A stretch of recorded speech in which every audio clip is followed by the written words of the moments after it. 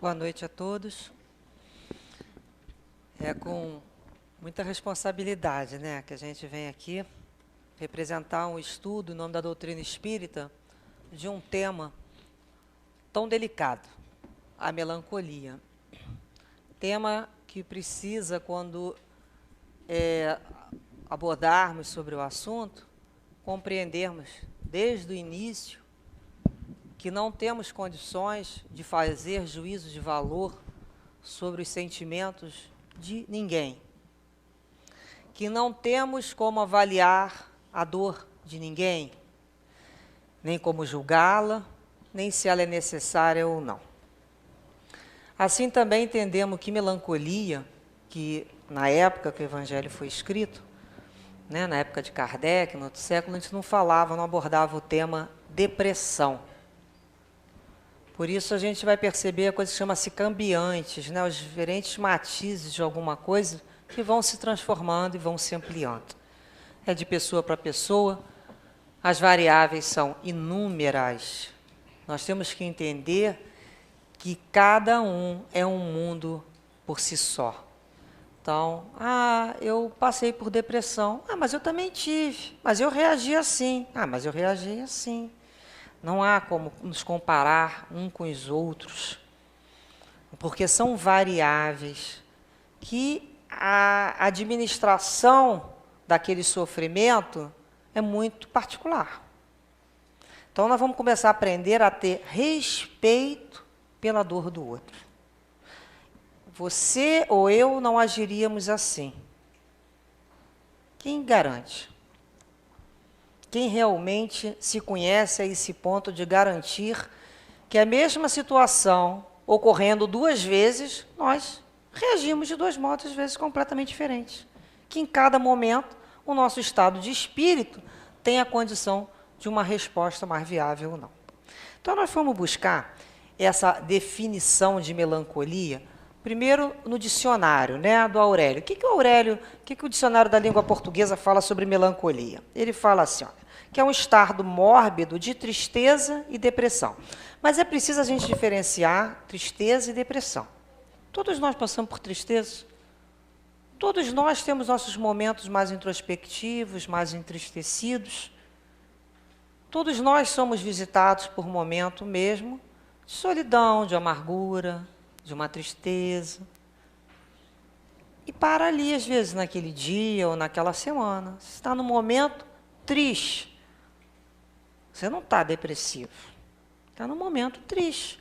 A tristeza é um sentimento, é uma emoção. É uma emoção, a tristeza é uma emoção. Nós temos que aprender, não temos como pular a tristeza. Eu nunca vou ficar triste? Eu tenho que estar sempre rindo, buscando uma alegria incontida para dizer que eu nunca fui uma pessoa triste? Não tem como negar um sentimento. Ele existe em todos nós. Pois ele continua dizendo que é uma afecção mental caracterizada por depressão em grau variável, sensação de incapacidade, perda de interesse pela vida, podendo evoluir. Depressão evolui para ansiedade, insônia, tendência ao suicídio e o suicídio propriamente dito. Então, olha como é que é variável. Um informe científico que eu fui buscar diz o seguinte, que é um transtorno do humor, são enfermidades em que existe uma alteração do humor, do jeito de sentir, de pensar, de comportar-se. Na depressão, a pessoa sente uma tristeza exagerada e um desânimo. As depressões são 2 vezes mais comuns em mulheres do que em homens. E geralmente entre 20 e 40 anos de idade e vitimam de 16 a 18% das pessoas. Isso é um dado estatístico. Sintomas mais frequentes: pouco ou nenhum humor, irritabilidade, desespero, tristeza, angústia, sensação de vazio, desânimo, pouca capacidade de sentir prazer, falta de energia física e mental, falta de alegria, falta de vontade, falta de iniciativa, de interesse, apatia, pensamentos negativos, pessimismo, ideias de doença e de morte, redução da libido, perda ou aumento de apetite ou peso, insônia ou muito sono, e por aí vai as variantes dos sintomas caracterizados pelos cientistas sobre a depressão. Esses sintomas são variados. Então, vamos buscar a causa. Qual é a causa que não foi descoberta ainda, né, da depressão? A gente começa a perceber que essa causa está dentro de nós. Não adianta a gente procurar a causa da depressão, dessas sintomatologias, do lado de fora. Às vezes, um fenômeno, ele aciona o que está lá dentro. Ah, mas eu fiquei deprimido porque aconteceu isso aqui do lado de fora de mim. Eu presenciei uma cena de violência, eu sofri uma violência, eu estou num momento de perda. Isso é externo. Não. Nós temos que entender que uma situação externa acionou as tuas respostas interiores. Até porque nós temos que compreender que isso é uma janela que só abre de dentro para fora. Ninguém pode meter a mão aqui dentro e resolver por mim. Isso é uma janela que só abre de dentro para fora. É a minha vontade.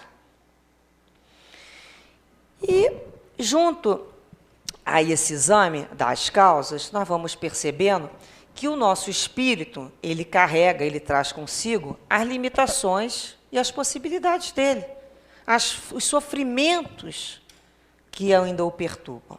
Então, a gente não pode se deter a examinar a casca. A gente tem que perceber o cerne, a origem.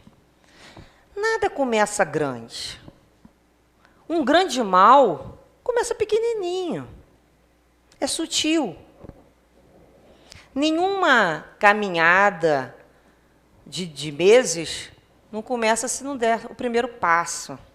Então, nós temos que entender esse processo de origem dessa causa, desse espírito que traz dentro de si um sofrimento intenso, que é caracterizado, se a gente pode dizer, escolher uma palavra que represente mais sentimento, nós poderíamos dizer de insatisfação. É um grande sofrimento pela insatisfação. Nós vamos buscar na doutrina espírita, no livro No Mundo Maior, do Chico Xavier, pelo espírito André Luiz, uma instrução que André Luiz recebe, né, lá do instrutor Calderaro. Nós vamos perceber também, de entrar nesse assunto, que não tem como falar em depressão, num assunto de um porte desse, sem refletirmos na ótica da doutrina espírita, sem pensarmos na reencarnação, na lei, né, de causa e efeito, nas responsabilidades, no livre-arbítrio. Não tem como se pensar nisso. A doutrina espírita vem como luz a nos clarear para raciocinarmos sobre esse assunto. Então, comentar um assunto desse sem uma noção de modificação das causas, da possibilidade, do espírito eterno, do espírito que se constrói a cada dia, seria um trabalho incompleto. Por isso, nós temos que ver pela doutrina espírita. Então, no capítulo 16, ele existia um questionamento no quadro dos alienados mentais. Ele chegou ao ponto de tratar sobre um louco, a loucura propriamente dita, no seu estado, né? Quando a gente entende alienação mental, a que ponto chega? Ao ponto da loucura. Como é que essa loucura foi originada? Então, ele começa a dizer aqui, olha, louco é alguém que procurou forçar a libertação do aprendizado terrestre por indisciplina ou ignorância. Forçar as portas do aprendizado terrestre. Olha só. Temos nesse domínio um gênero de suicídio habilmente dissimulado. A autoeliminação da harmonia mental pela inconformação da alma nos quadros da luta. Então, é aquela alma inconformada com as provas que ela tem que passar, impaciente, insatisfeita, ela altera todo o mecanismo dela mental e força uma saída da carne. Que a gente vai lembrar aí das fugas espetaculares. A gente vai lembrar, o suicídio é uma fuga espetacular, a alienação total, uma fuga que se busca, na realidade, sair da situação de confronto. Ele continua, olha, diante da dor, do obstáculo ou da morte, milhares de pessoas capitulam, entregando-se sem resistência à perturbação destruidora que lhe abre, por fim, as portas do túmulo. Ou seja, diante da morte de alguma situação, de alguém, de um obstáculo, de uma dor, a criatura se entrega sem resistência. Ela se permite a apatia. O corpo não mais resiste. A imunidade, a gente fala assim, mas está com a imunidade baixa. Morreu de quê? De gripe. Ah, mas como é que pode? Não tinha mais resistência. Ela se entregou diante de uma prova, de uma dor. A princípio, olha como é que se inicia. A princípio, são meros descontentes e desesperados que passam despercebidos, mesmo perto daquelas pessoas que o acompanham de perto. Descontentes. São os irritados. Somos nós, quando ficamos irritadiços, impacientes, pouco a pouco, no entanto, transformam-se em doentes mentais de variadas gradações de cura quase impossível.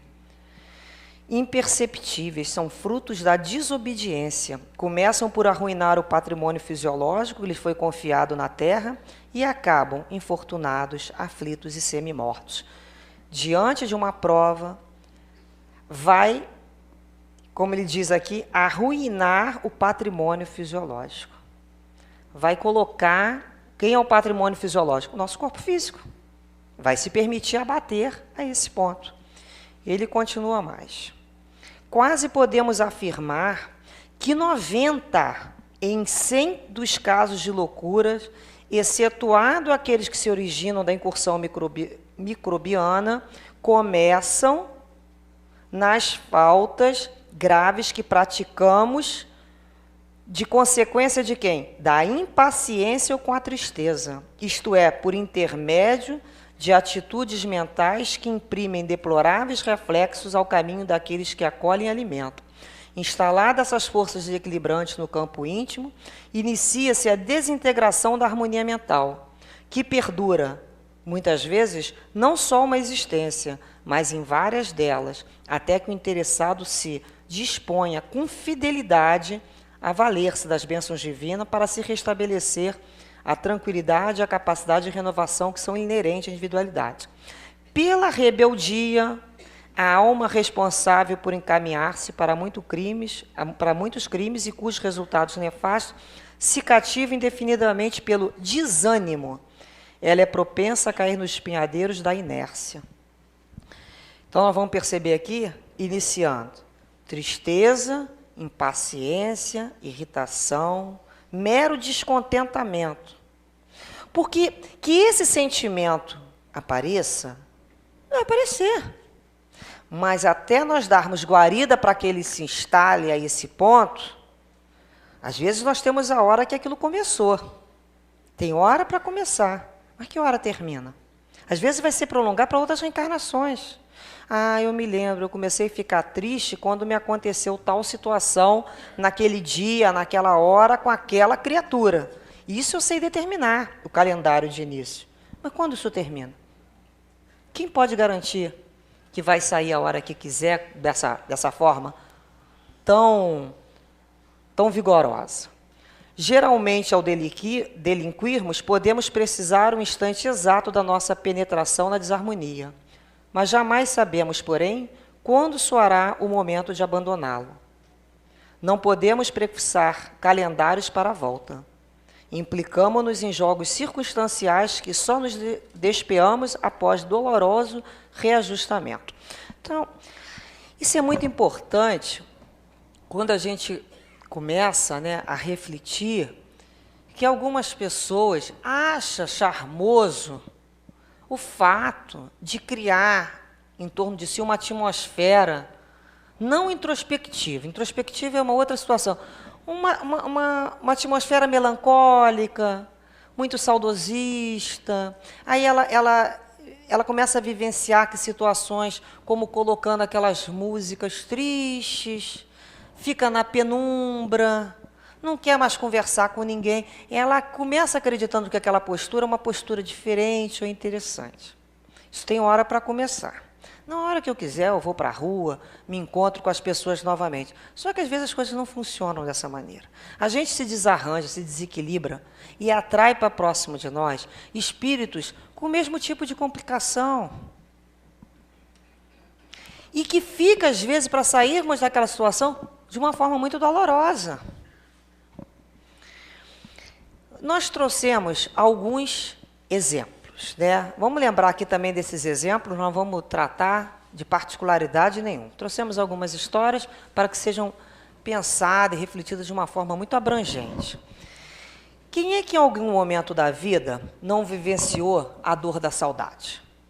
É justamente a parte do Evangelho que o companheiro leu. Quem foi da vida que a gente não sentiu em algum momento aquele vazio, aquela sensação de peixe meio fora d'água, ou no aquário diferente, olha para as pessoas, não se reconhece, não sabe o que está fazendo ali.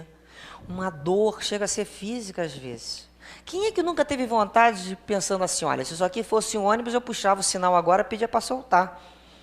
Que eu não estou me encontrando mais nesse mundo. Que vontade, né, de estar. Está onde? Não sei. É uma saudade, uma sensação indefinida. Então, o Espírito, né, que deu a mensagem no Evangelho, falou, resistir, acreditar em mim. Resistir com todas as forças desse sentimento. Não force essas algemas a se soltarem. Então, é natural que é do homem, é inato, que nós sonhemos com um mundo melhor, com uma situação melhor de vida, isso é natural. Mas a diferença é de forçarmos essa saída, porque uma algema, literalmente falando, uma algema, quando você puxa, ela mais te aperta, ela funciona assim. Então, tudo aquilo que você muito resiste, mas aquilo insiste. As coisas têm sua hora para acontecer.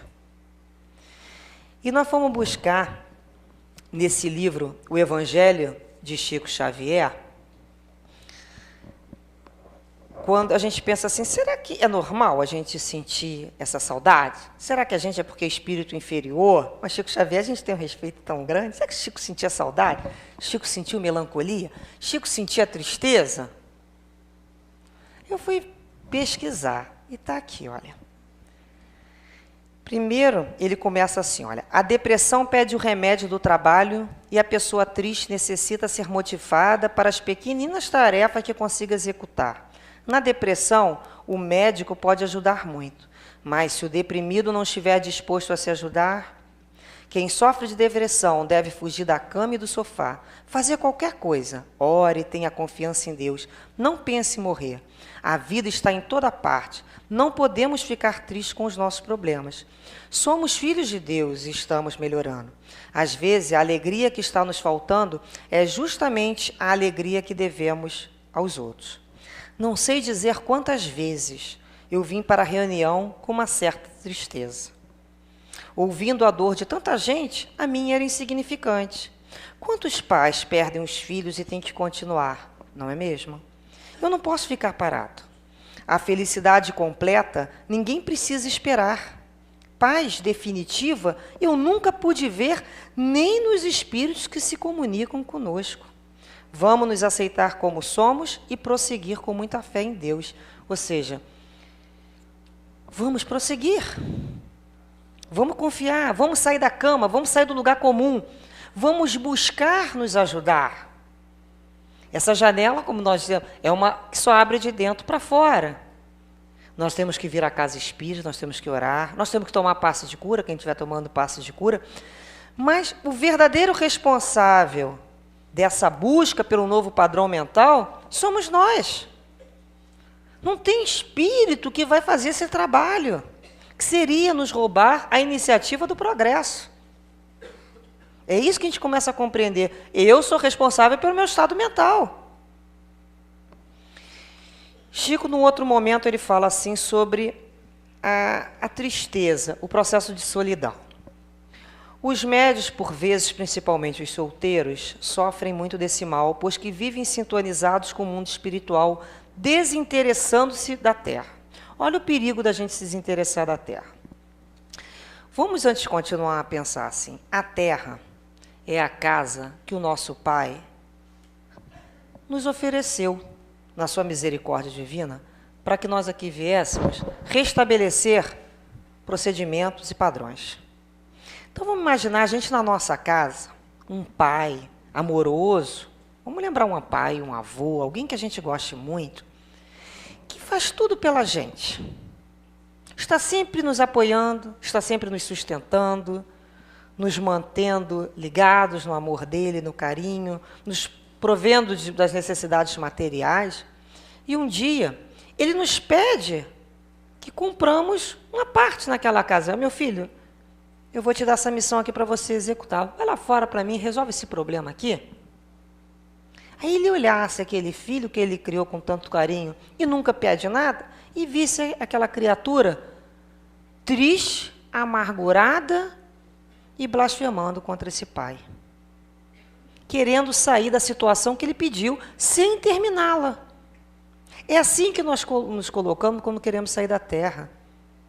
Como esses filhos mesmo ingratos. Mas cada um de nós aqui tem uma missão a cumprir, tem uma tarefa a executar. Por mais simples que nós achemos que ela seja, não é tão simples. Ela é de acordo com as nossas possibilidades. Então Chico fala assim, olha, é preciso que alguma coisa nos prenda no mundo, porque senão perdemos a vontade de permanecer no corpo. Veja bem, o que me interessa na Terra? A não ser a tarefa mediúnica, nada mais. Dinheiro, eu só quero o necessário para sobreviver. Casa, eu não tenho o que fazer com mais de uma. Então, eu procuro me interessar pelos meus gatos, meus cachorros. Quando um adoece ou morre, eu choro muito. Porque se eu não me ligar em alguma coisa, eu deixo vocês. Olha a humildade, né, a simplicidade desse espírito, dizendo, a gente precisa ter afeto.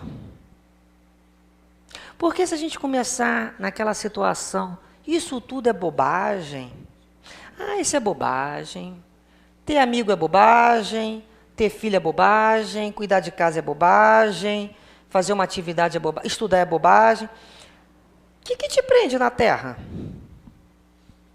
E pelo que a gente sabe, ninguém foi convocado, né, lá em cima.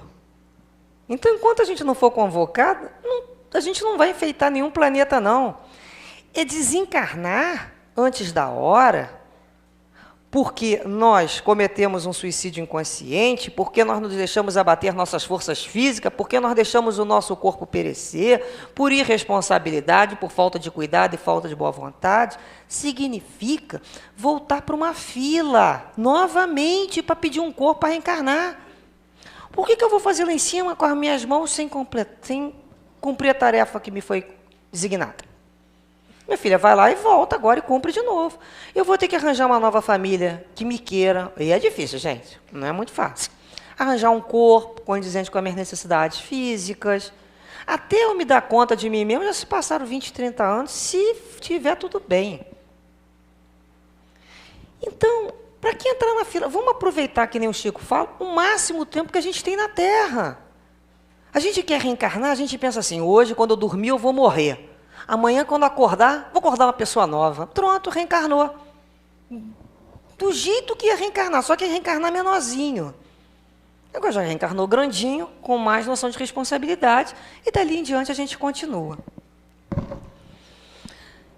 Então, a gente lembra também de Santo Agostinho, no Evangelho, no capítulo 3, quando ele fala assim, olha, contemplai essa abóbada azulada à noite, a hora do repouso e da prece. E nessas esferas inumeráveis que brilham sobre a vossa cabeça, procurai aquelas que levam a Deus e implorai a Ele que o mundo regenerador vos abra as portas após a expiação na terra. Após o momento de expiação, não antes. Porque senão a porta não vai abrir, né? Então, é aprender a esperar com calma, não mais esperar de uma forma ansiosa. Um outro exemplo que nós trouxemos aqui através de história, é a história da Dona Maricotinha, que eu sempre uso essa história, que eu acho ela assim, pequenininha e bem completa. Dona Maricotinha, ela tinha um marido, ela sofria porque o marido dela bebia muito.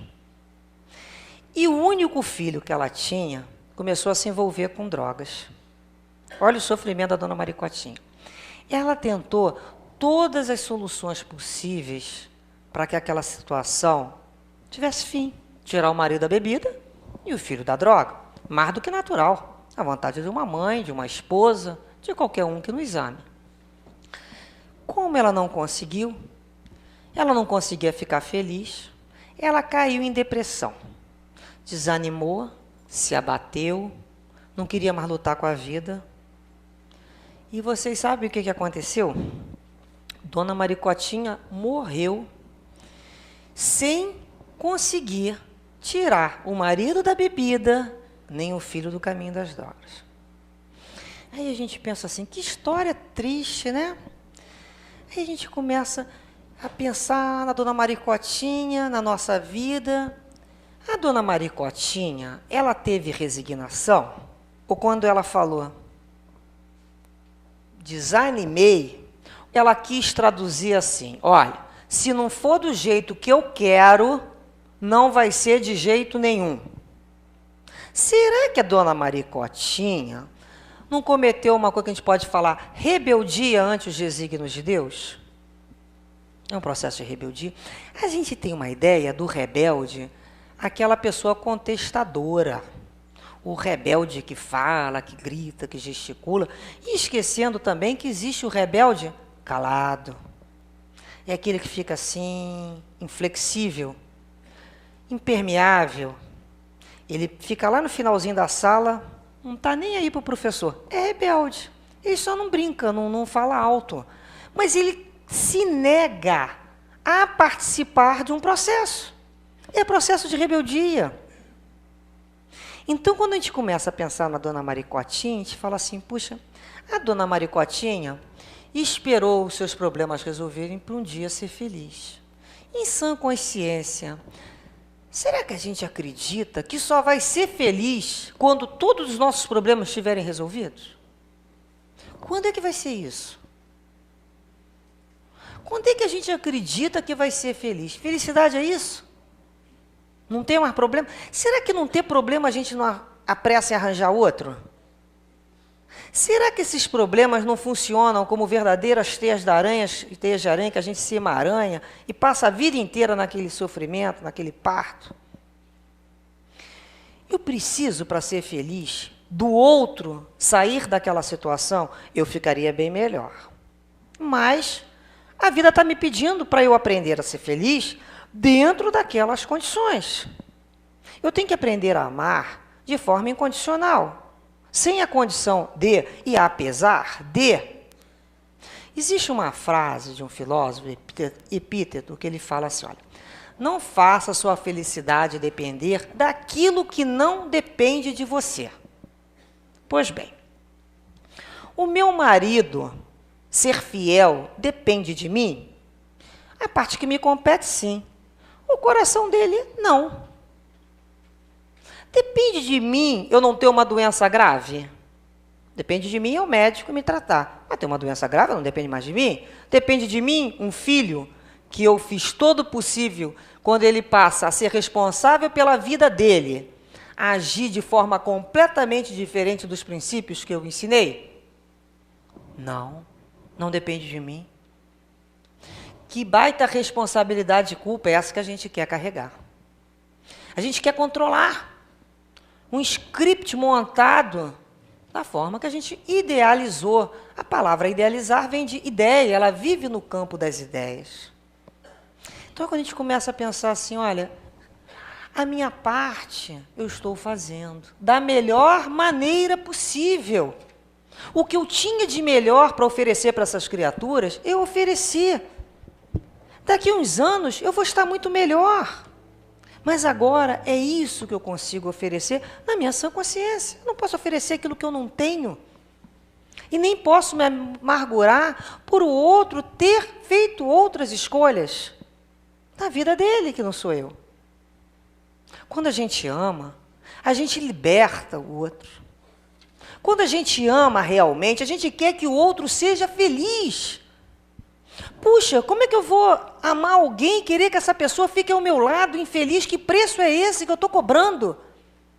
Será que a gente não transfere para o outro a obrigação de preencher um baita vazio que se tem lá dentro? Quem tem a obrigação de me amar sou eu. A minha maior obrigação nessa reencarnação é dar conta de mim. das minhas conquistas intelectuais, minhas conquistas morais, minhas conquistas afetivas. São as minhas conquistas. Quem tem que dar conta dessas conquistas sou eu.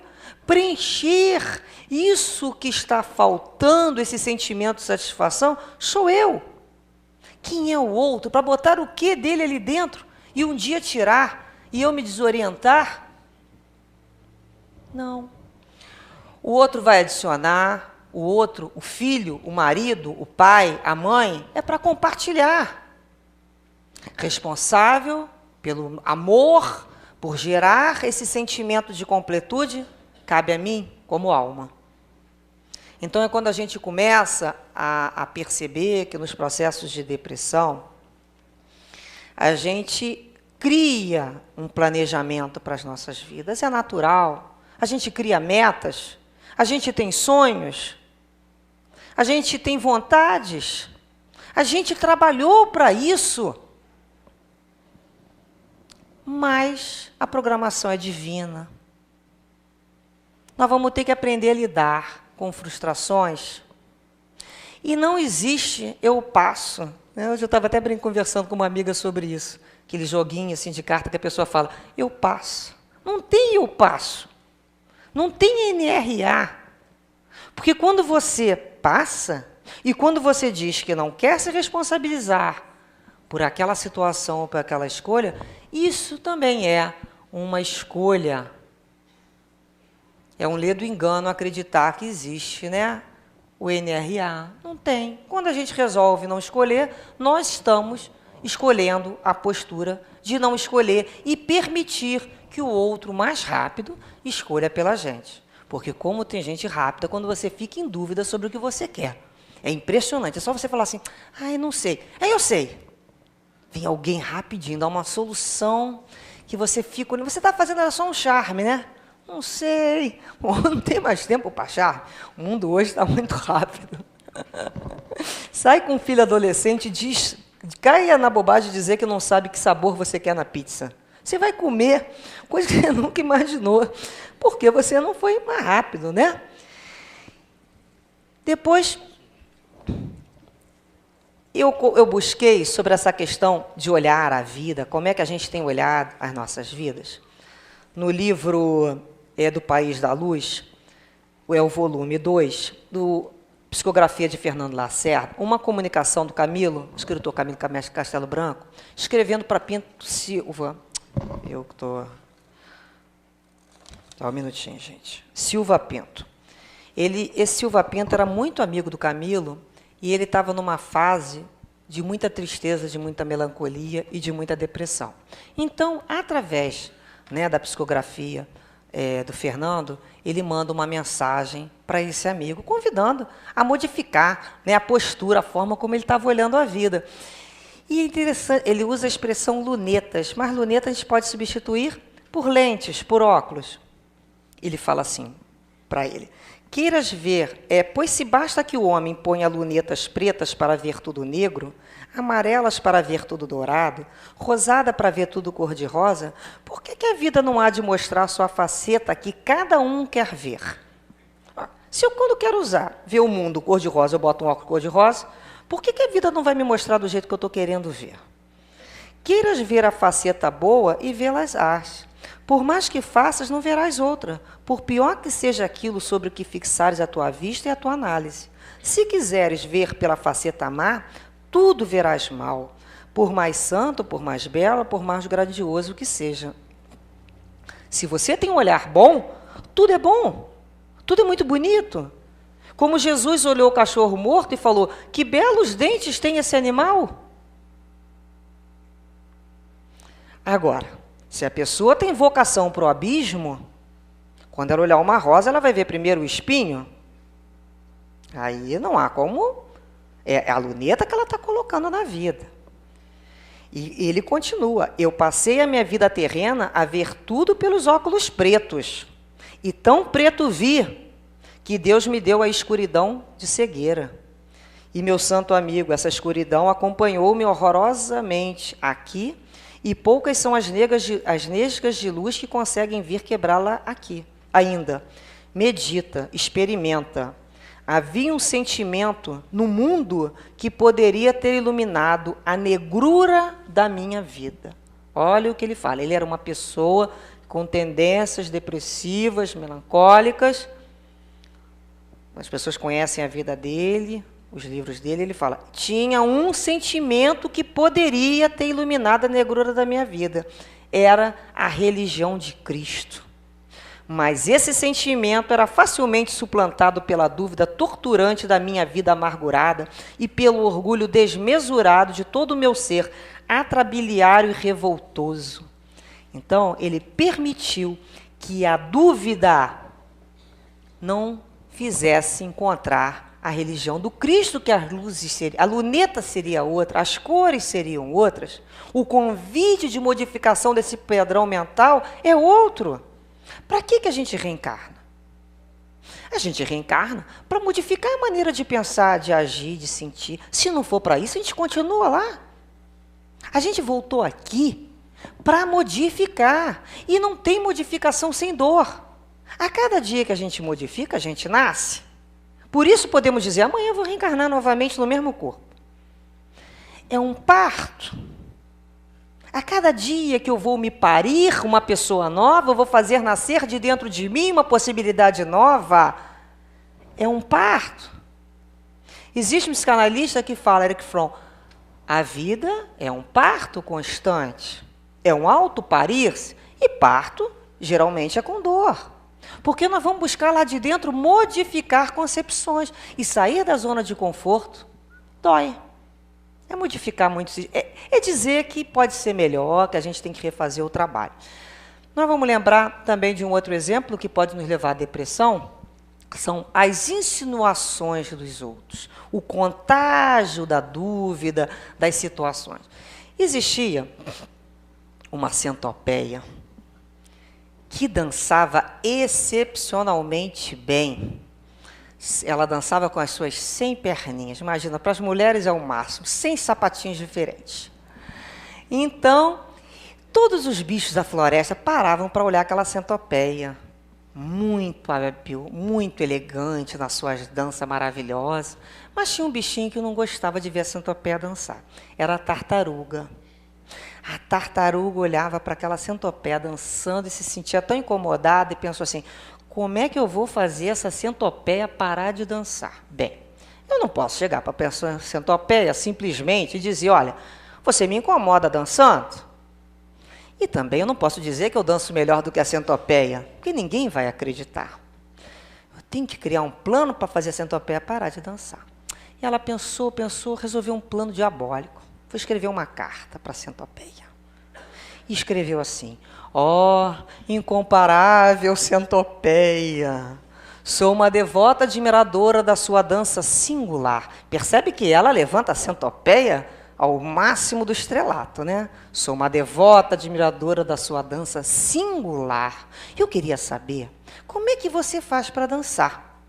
Será que você primeiro levanta a perninha 83 do lado direito para depois levantar a perninha 43 do lado esquerdo?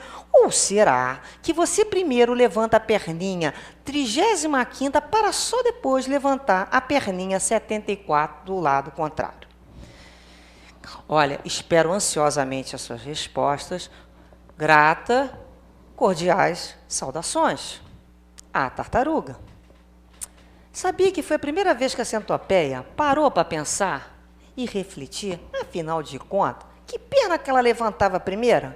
Era 83 mesmo do lado direito, a 23 do lado esquerdo. Se ela for que nem eu, ela tem problema de saber qual é o direito e o esquerdo, deve ter demorado mais tempo. Aí ela, sabe o que aconteceu com essa centopeia? Nunca mais ela dançou. É isso que acontece quando o pensamento sufoca a imaginação, um pensamento de desânimo. São aquelas pessoas que às vezes nos perguntam assim, como é que você consegue, com todos os teus problemas, com toda a tua imperfeição, com toda a tua dificuldade de vir para o centro da passe? Como é que você tem coragem de ir lá fazer estudo? Então a gente vai lembrar que se a gente parar para pensar, a gente não sai do lugar. Porque o santo é um pecador que não se deu por vencido. Ele não chegou naquela situação porque ele caminhou. Nós vamos caminhar. É aquela frase que a gente já ouviu em vários lugares. Segura na mão de Deus e prossegue. É um momento de segurar na mão do Cristo e vai, meu filho. Não fica parando para pensar como é que você faz, como é que o dinheiro chegou no final do mês, como é que aquela situação vai ser resolvida. Não dá para... Se você parar para pensar mesmo, fazer conta, não dá. Quem recebe salário fixo, se parar para ficar olhando muito, vai dar problema. Você vai, deu. Aí depois você faz a conta. Você vai tentar descobrir que matemática é aquela que deu tanto fruto. Então, a vida é assim. A gente tem que ter um pouco dessa espontaneidade, dessa motivação, de sair desse racionalismo e se deixar levar e se dançar. Dance, cante, faça aquilo que você sabe fazer de bom. Você não tem que racionalizar as situações dessa maneira. Outra que eu busquei para nós entendermos sobre essa situação é no livro Boa Nova, Bom Ânimo, onde Jesus conversa, né, com o Espírito, com o apóstolo, Bartolomeu. E essa lição é do livro Boa Nova, chama lição Bom Ânimo, capítulo 8, né, lição 8. Então, Bartolomeu era um discípulo muito fiel a Jesus, mas ele era triste, ele era muito triste. E Jesus percebeu a tristeza em Bartolomeu e conversou com ele. E ele falou que ficou com Jesus muito feliz quando Jesus trouxe a Boa Nova. E Jesus falou assim para ele: mas o Evangelho, a Boa Nova, Bartolomeu, é uma boa notícia. Não é para produzir alegria? Eu faço isso para acender o bom ânimo. Olha como é importante a gente ter bom ânimo, a gente ter alegria. E Bartolomeu ponderou todas as situações dele e perguntou assim para Jesus sobre o Evangelho: mestre, o seu Evangelho não exige de nós a fortaleza permanente? Olha o que é a fortaleza permanente. A gente nunca cai? Jesus respondeu: a verdade não exige, transforma. O Evangelho não poderia reclamar estados especiais de seus discípulos, mas é preciso considerar que a alegria, a coragem, a esperança devem ser traços constantes das suas atividades cada dia. Então, às vezes a gente vê trabalhadores, em nome do Cristo, triste, como se viessem resolver o problema que o Cristo não resolveu, puxando correntes. Por quê? Então, um dia que a gente vem com uma ideia tão antiga que religião é uma coisa sombria, entristecida, que as pessoas não têm afeto, que as pessoas não sorriem, que as pessoas não contam as suas piadinhas pasteurizadas, né? Tem que ser pasteurizada. A bruta não serve. Mas com mais delicadeza, aonde? Nós somos trabalhadores com alegria. Quando a gente faz uma prece, a gente pede para renovar a nossa fé, renovar a fé com alegria. As alegrias vêm chegando em torno dos nossos problemas. Quem que são? Eu imagino as alegrias assim, umas aves maravilhosas, num lago. Quando eu me sinto triste, né? Eu imagino Jesus falando assim: vinde a mim, vós que estáis sobrecarregado, que eu vos aliviarei. Ah, eu estou me sentindo sobrecarregada. Aí eu vou a Jesus, feliz, mas eu tenho que ir ao Cristo, eu tenho que me levantar e buscar ao Cristo, e depositar aos seus pés a minha sobrecarga, para que as alegrias voem ao meu entorno e me tragam uma nova maneira de pensar, de agir, de sentir. E Bartolomeu, ele perguntou a Jesus assim: Senhor,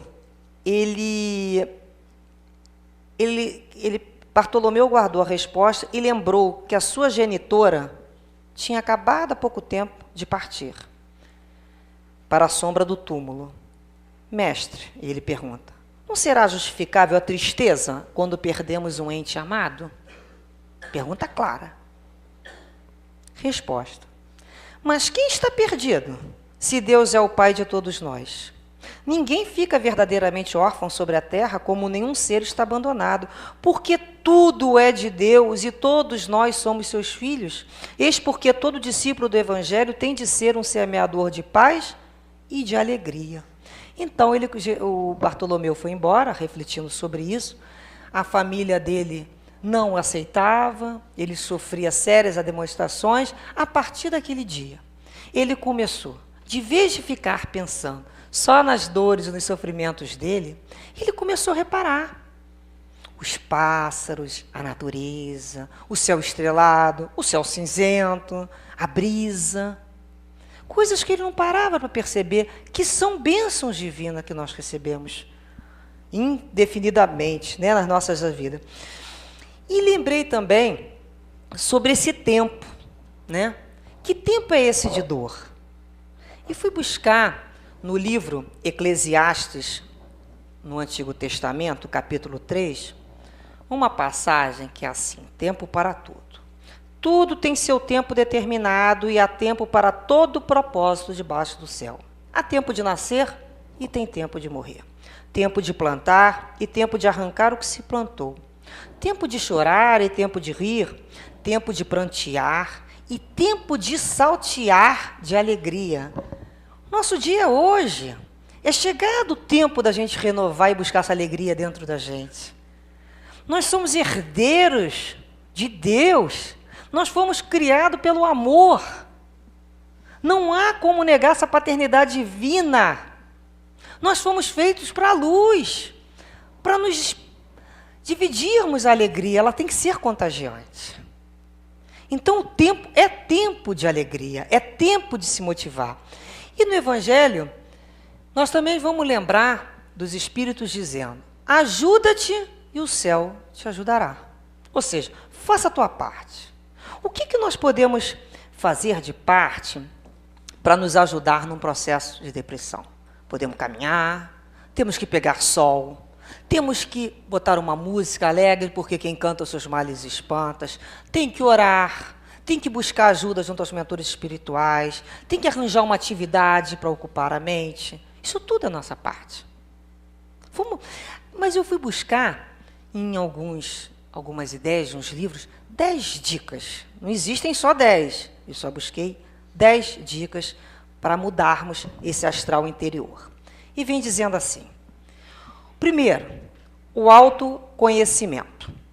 Olhar para dentro de você sem receio, reconhecendo os limites e as possibilidades. Ou seja, a gente se olhar, desfazendo a ilusão, trazendo luz. Se conhecendo, realmente eu tenho dificuldade nessa área. Realmente, quando me acionam isso aqui, olha como eu fico. Eu vou evitar essa situação. Segundo, aceite-se como é. A primeira pessoa que você deve agradar é você. Valorize mais seus pontos positivos. Todos nós temos conquistas, todos nós temos valores que ninguém tem. Confie em você. É o terceiro ponto. É entender que você sempre fez o melhor que podia dentro das suas possibilidades. É acreditar na sua possibilidade de conquistar. Quarto, não se compare com ninguém. Você tem possibilidades e habilidades que os outros não têm, com as quais o completam e o diferenciam. Eu não posso me comparar com ela. Eu tenho que comparar comigo. Eu estou muito melhor do que há 10 anos atrás, 20 anos atrás, e vou ficar uma pessoa melhor. Eu não posso me comparar com o outro. O outro tem uma vida que eu não posso me colocar no lugar dele nunca. Me coloca no lugar do outro. Não há como. Ele tem experiências que só ele vivenciou. Ame-se. A gente pode falar no quinto dica. Ame-se. Faça as melhores escolhas para você, buscando o que é bom, sadio e belo. É se respeitar. É se desejar, né, estar junto com alguém que também possa compartilhar dessa alegria. Não se contamine. Sexta dica. Procure a companhia dos pensamentos nobres, construtivos e saudáveis. Você é aquilo que pensa. Cultive os bons hábitos. 7. Seja perseverante e mais resistente. A gente não pode retroceder numa atitude mental positiva. A gente vai ter que fortalecer a vontade, porque aquela situação vai ocorrer novamente. É o momento da prova, é o momento do teste. Então, a gente vai ter que estar mais resistente. 8º, seja tolerante consigo mesmo. Se Deus nos aceita do jeito que nós somos, se o nosso mentor espiritual gosta da gente assim mesmo, por que eu não vou gostar? A gente tem que ter mais ternura com a gente. Primeiro, A gente tem que se educar, se reeducar com mais ternura, por mais carinho. A gente não precisa ser tão duro com a gente. É repensar nessa ternura que a gente tem que ter com a gente. 9, sorria. O sorriso é cativante, energizante e demolidor de caras feias. O sorriso é uma terapia. Nós precisamos sorrir mais. Ao acordarmos, né? É bom dia para a gente. Vamos no espelho, dá um sorriso para a pessoa que você vai conviver o dia inteiro. É você. E 10, a gente pode lembrar de renovar, né, com Deus esse sentimento de confiança, que é como uma cola que nos une uns aos outros e com Deus. Confiança é isso. É confiar no amor de Deus, na espiritualidade amiga. Como o nosso amigo Paulo Cordeiro fala, quando eu estou bem, eu venho ao centro. Quando eu não estou bem, aí mesmo que eu tenho que estar no centro. E nós vamos, né, eu vi uma história muito pequena, pode? Um minuto? Obrigada.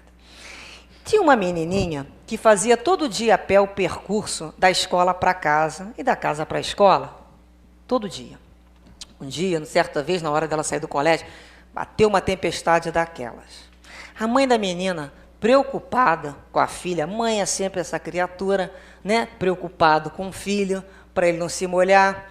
Então, estava com muitos raios, muitas trovoadas. A mãe pegou o carro e resolveu buscar a filha no colégio. Quando ela foi próxima à direção da filha, encontrou a filha rindo assim para o céu. Estava aqueles relâmpagos, aqueles trovões, a menina rindo, né? A menina entrou no carro, a mãe falou assim, acho que você não estava com medo dessa tempestade, né? Eu olhei para você, surpreendentemente, você ficou olhando para o céu e rindo o tempo todo? A menina falou assim, claro, mamãe, o céu não para de tirar fotos de mim? E eu quero que Deus me veja sempre sorrindo. Olha a forma de ver, né? O céu não para de tirar fotos de mim a cada relâmpago. Então, é quando nós começarmos a olhar a vida de uma forma menos pretensiosa, que ninguém conspira, o mundo não conspira contra nós. Pelo contrário, conspira para nós sermos felizes, para nós sermos alegres, para nós contagiarmos uns aos outros com esse sentimento. Então, que possamos, sim, né, quando nos sentirmos entristecidos, esse início, insatisfeitos, frustrados, caminhamos em direção ao Cristo e lembremos dele convidando, vinde a mim, vós que estáis sobrecarregados, a minha paz vos dou, não turbe o vosso coração, nem se atemorize. Nós temos um Pai amoroso e bom, misericordioso e bom. É a hora que a gente deposita essas dores nos pés do Cristo. Senhor, cuida de mim nesse momento. Que as alegrias possam então chegar em torno dos nossos corações, das nossas famílias e apesar das nossas dificuldades ainda, apesar das nossas dores, apesar de eu ainda ser uma pessoa tão imperfeita, nós merecemos nos amar e despertar esse sentimento grandioso que é compartilhar a alegria. Que Jesus abençoe a todos nós, então.